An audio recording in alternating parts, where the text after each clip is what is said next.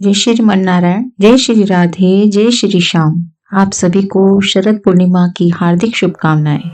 दोस्तों, आज हम श्रवण करेंगे शरद पूर्णिमा व्रत कथा। शरद पूर्णिमा हर साल अश्विन महीने के शुक्ल पक्ष की पूर्णिमा तिथि को मनाई जाती है।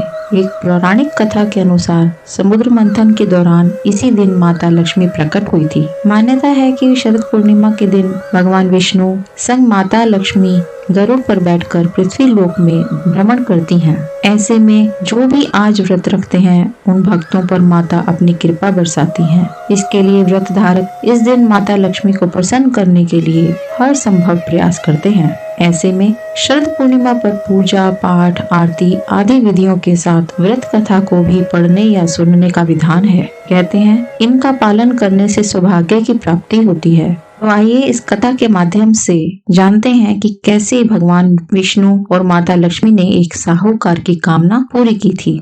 शरद पूर्णिमा व्रत से जुड़ी एक पौराणिक कथा है। किसी नगर में एक साहूकार रहता था। उनकी 2 बेटियां थी जो हर महीने में आने वाली पूर्णिमा का व्रत रखा करती थी। दरअसल इन दोनों बेटियों में बड़ी बेटी पूर्णिमा का व्रत तो पूरे विधि विधान से करती थी, लेकिन छोटी बेटी व्रत के नियमों का सही ढंग से पालन नहीं करती थी। ये सब व्रत के नाम पर खाना पूर्ति करती थी। साहूकार की दोनों बेटियां जैसे ही बड़ी हुई, पिता ने दोनों का विवाह करा दिया। बड़ी बेटी के घर समय पर स्वस्थ संतान ने जन्म लिया। वहीं छोटी बेटी को संतान तो हुई, लेकिन उसकी संतान ने जन्म लेने के तुरंत बाद दम तोड़ दिया। इस तरह छोटी बेटी के साथ ये लगातार 2 से 3 बार हो गया। फिर उसने एक ब्राह्मण को बुलाकर अपनी पूरी गाथा सुनाई और इसके उपचार में उपाय बताने के लिए कहा। ब्राह्मण ने उसकी सारी बात सुनी और कुछ प्रश्न भी पूछे। फिर कहा कि तुमने पूर्णिमा का व्रत तो किया है, लेकिन हमेशा अधूरा व्रत करती हो, इसलिए तुम्हें व्रत का पूरा फल नहीं मिल पा रहा है। दरअसल तुम्हें अधूरे व्रत का दोष लग रहा है। ब्राह्मण की बात सुनकर लड़की थोड़ी दुखी हुई। फिर उसने पूरे विधि विधान से पूर्णिमा व्रत को करने का निर्णय लिया, लेकिन पूर्णिमा आने से पहले ही उसने एक बेटे को जन्म दिया। फिर से जन्म लेने के साथ ही बेटे की मृत्यु हो गई। हर बार ऐसी घटना से साहूकार की छोटी बेटी काफी दुखी हुई।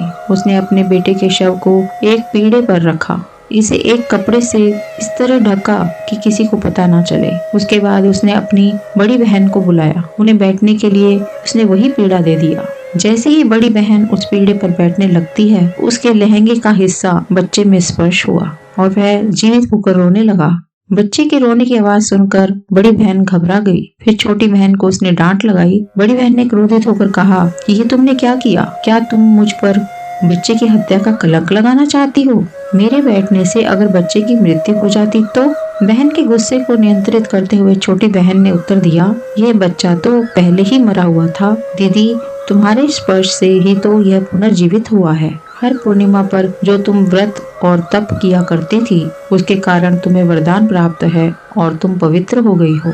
दीदी, अब मैं भी तुम्हारी तरह शरद पूर्णिमा व्रत पर विधि विधान से पूजा करूंगी। तभी से साहूकार की छोटी बेटी ने भी पूर्णिमा व्रत नियम अनुसार करने लगी। इसके बाद इस व्रत के महत्व और फल का प्रचार पूरे नगर में प्रसिद्ध हुआ।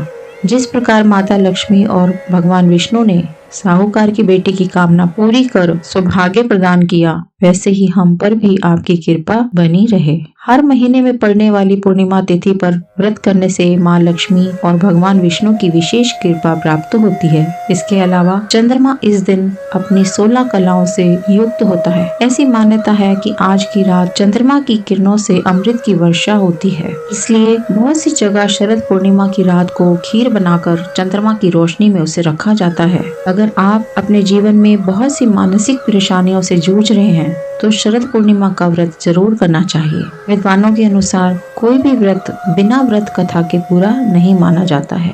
इसीलिए शरद पूर्णिमा व्रत की सफलता के लिए शरद पूर्णिमा व्रत कथा को अवश्य ही पढ़ना व सुनना चाहिए। इस कथा को सुनने के बाद ही आपका व्रत पूरा माना जाता है। जय श्री राधे, जय श्री श्याम।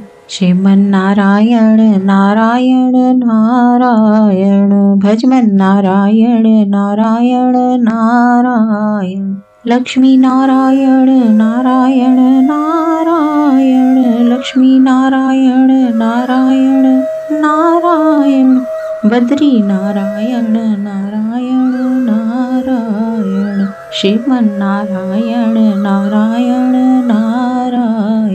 भजमन नारायण नारायण नारायण, भजमन नारायण नारायण नारायण, श्रीमन नारायण नारायण नारायण।